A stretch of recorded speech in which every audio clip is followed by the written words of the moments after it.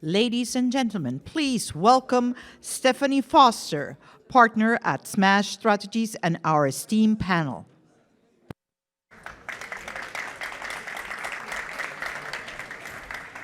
Thank you.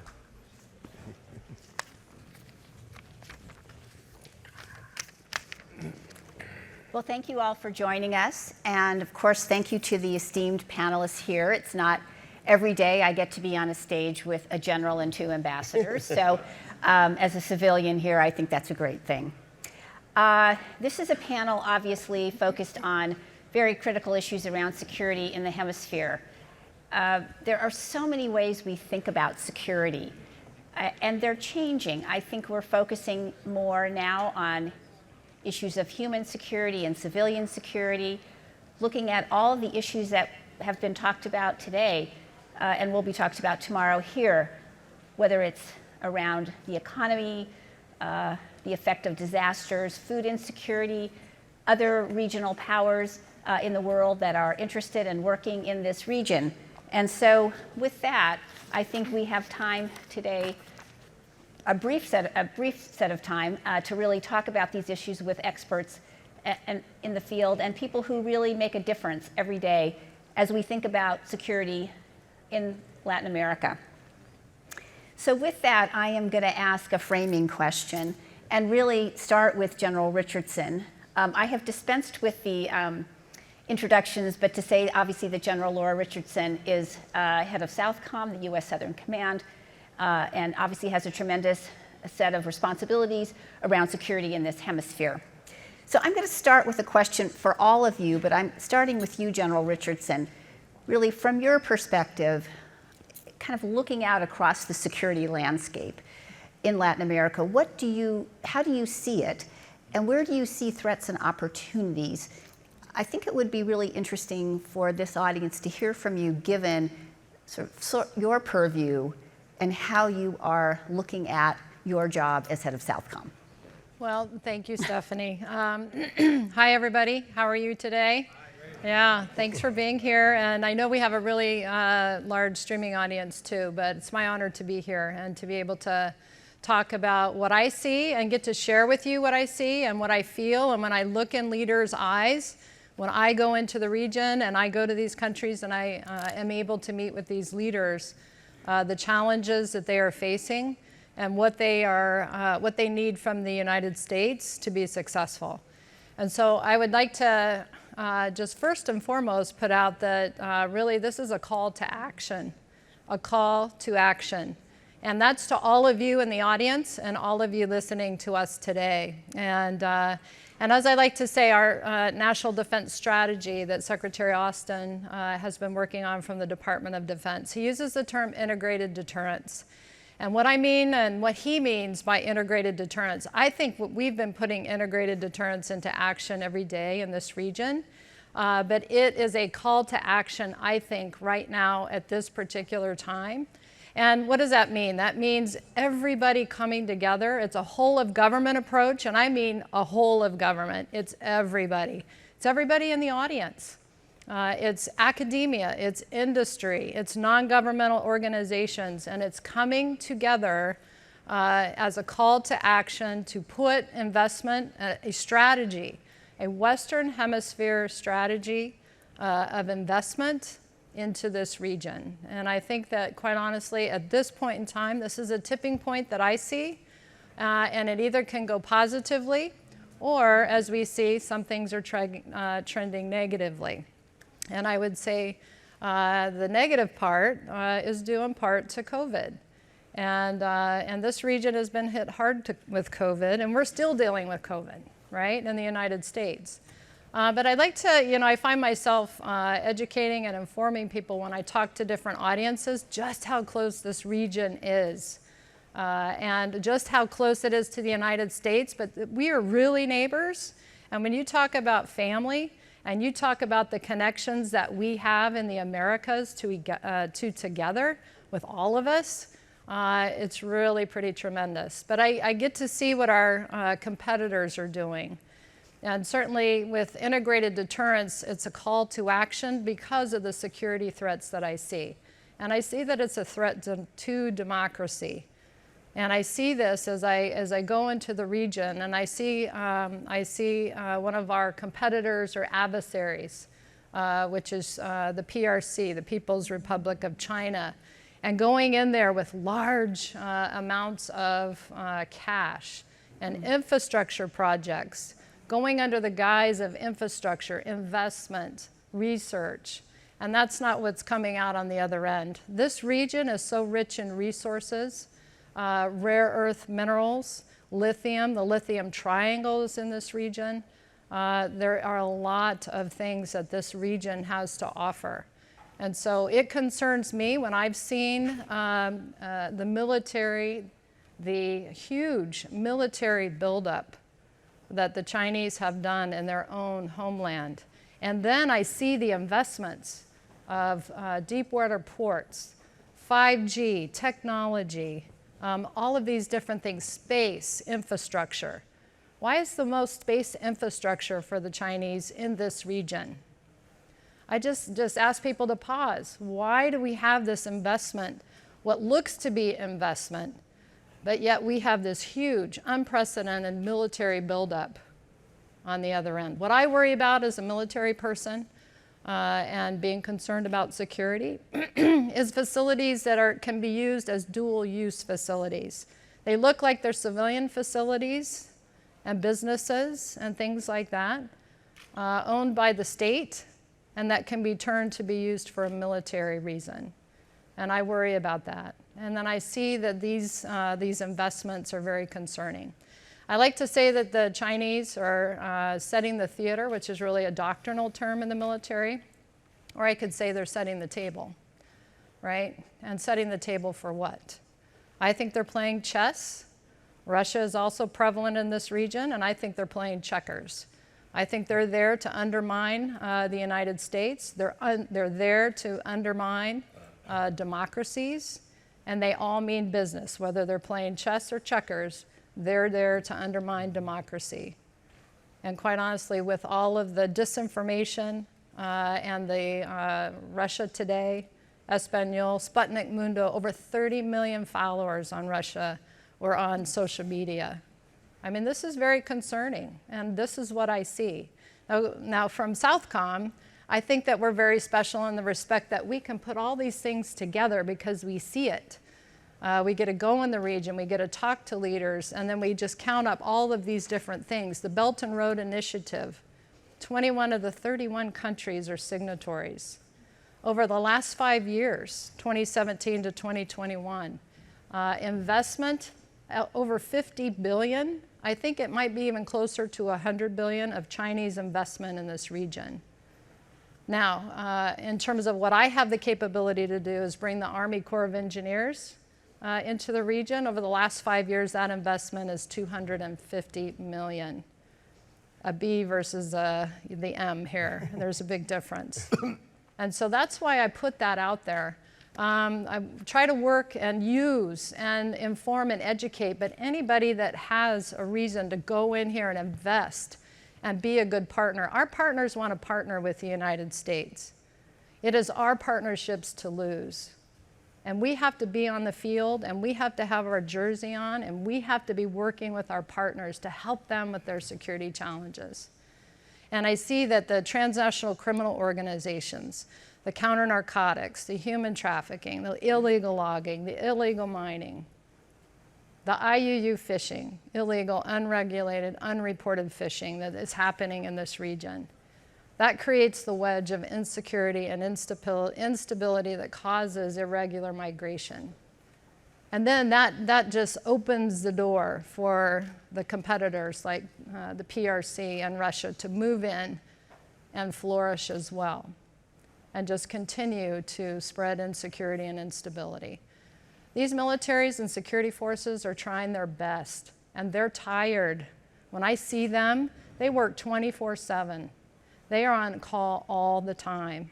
And as we see with the protests and the different things that are happening throughout the region, because the democracies are trying to deliver for their people and they're having a hard time doing it. But we're trying to empower them based in the human rights, the rule of law, all of those things to make them stronger as they work through these issues that they have in their countries. But we have to, like I said, it's a call to action, and we need everybody coming together, investing in this hemisphere, but we need to have a strategy. It can't just be here and there. We have a lot of important elections coming up or just happened, and we have to continue to stay engaged and concerned with this region. So I've taken way more time. I'm very sorry to my counterparts, but back over to you, Stephenie. Thank you for the time. Well, thank you, General. And I know your colleagues here on the panel were very gracious about making sure that you had time to lay that out. So thank you to them. And I'm going to ask both ambassadors. I'm going to start with you, Ambassador Pinzón from Colombia, and then Ambassador Vecchio from Venezuela, to do the same. Just a very brief, what's your sense of the security landscape as you look out from your perch? And again, threats and opportunities, and maybe, given that General Richardson has laid this out so well, where do you see places for mutual collaboration and cooperation? So maybe I'll start with you. Well, thank you, Stephenie. And first of all, it's a great privilege just to be next to General Richardson. Very impressive presentation that she has just gave us. And I concur to everything you said. It's the first thing I will say, as clear as it is.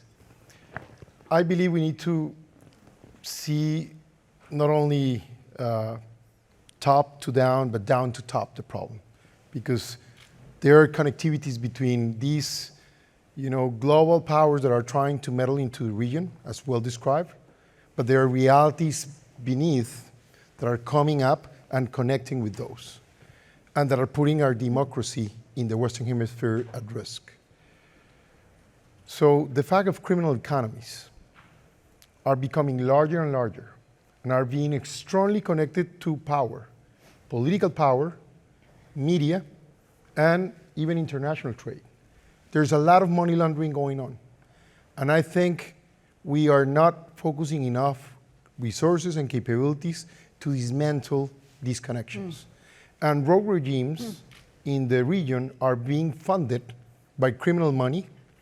Certain political actors are being funded by criminal money, and impunity is almost absolute these days. So if we really want to confront this global power competition, we need to cut the links and ties between those criminal activities and the potential of them being used as ways to destabilize the region, as somehow is happening. That's point one. Point two, it's hard for me to say, but I believe it's true. Today, 2022, might be the year in 200 years in which the US is less influential than ever in the Western Hemisphere. And of course, anyone who says that will sound very much pro-American. I'm not thinking of America as a country, I'm thinking of America as an idea, democracy, freedom, rule of law, human rights, and that is what is being weakened right now. So to think about the regional institutions, we have the OAS, but they are trying to create an alternative called CELAC. Why not OAS? Well, because here we have rules. We have to comply to democracy. Here you can do whatever you want and be elected as you want.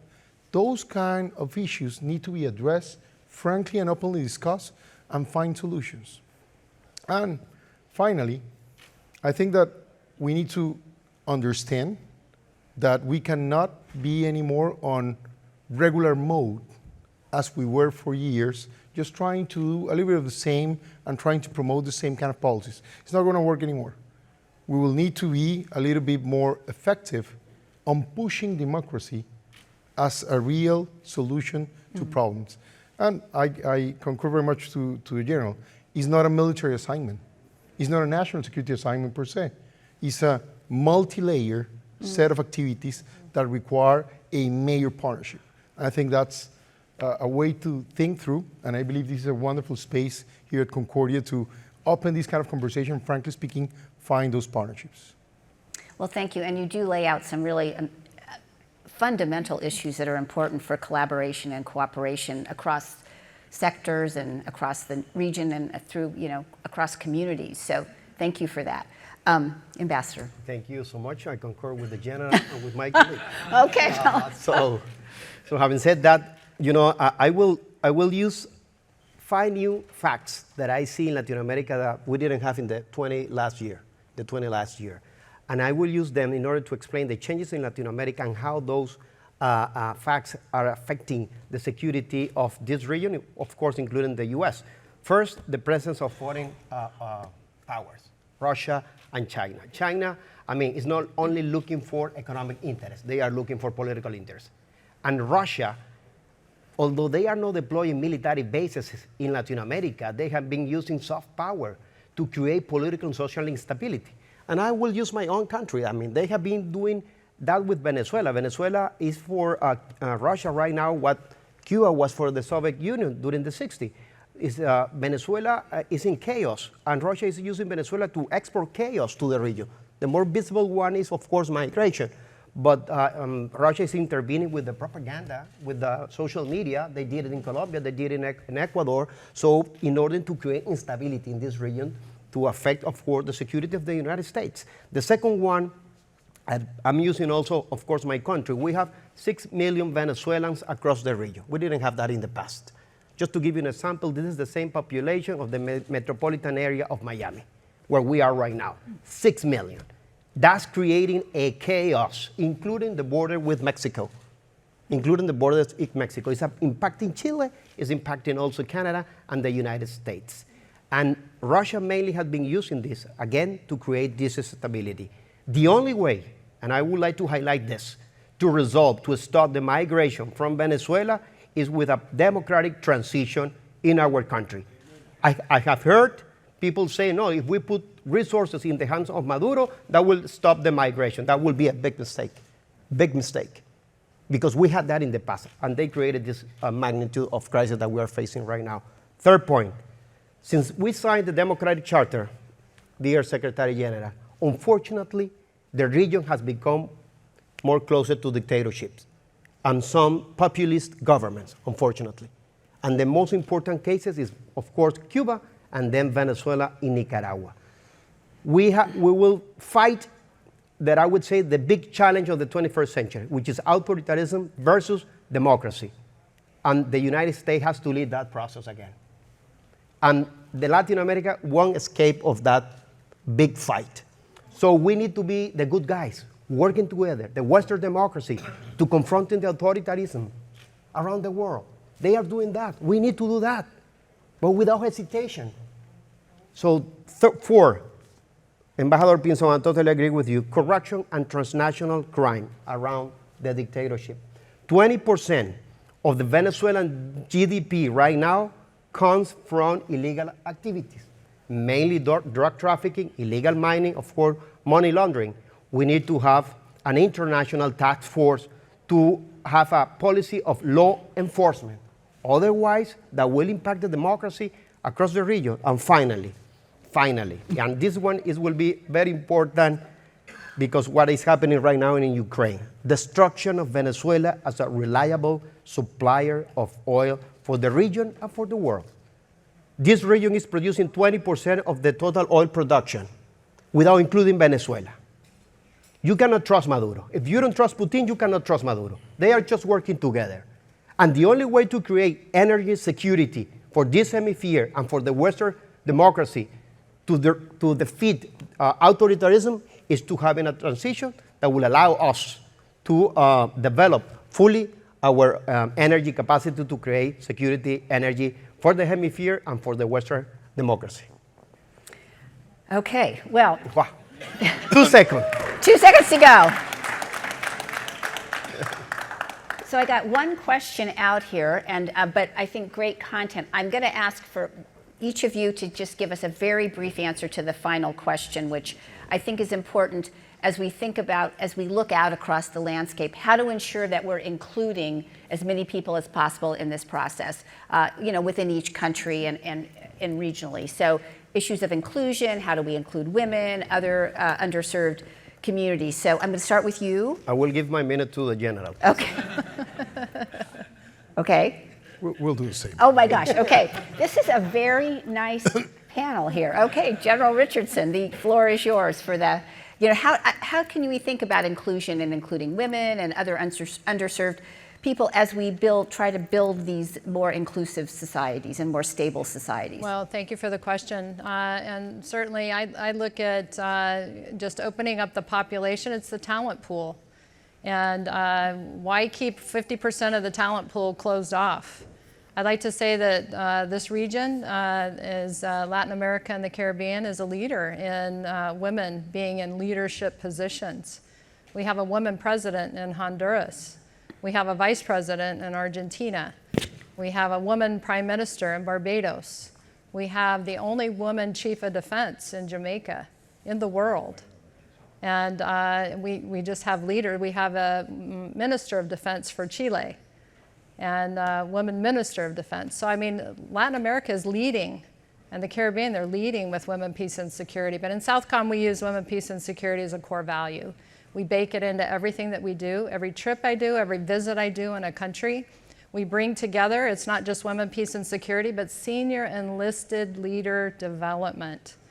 That is what makes our U.S. military so strong, is our enlisted as well. And so this program is off the charts, just like women, peace, and security. I go to these countries and I always use the analogy of how many Olympic athletes do you have in your country that participated? There's no reason why you can't flourish with women and diversity and increase your readiness of your service and your services and your military and security forces. And so really like to highlight the fact that I think Latin America and the Caribbean is a leader in women, peace, and security. Well, I want to thank all of you. It's been a pleasure. I want you all to join me in thanking the General and the two ambassadors.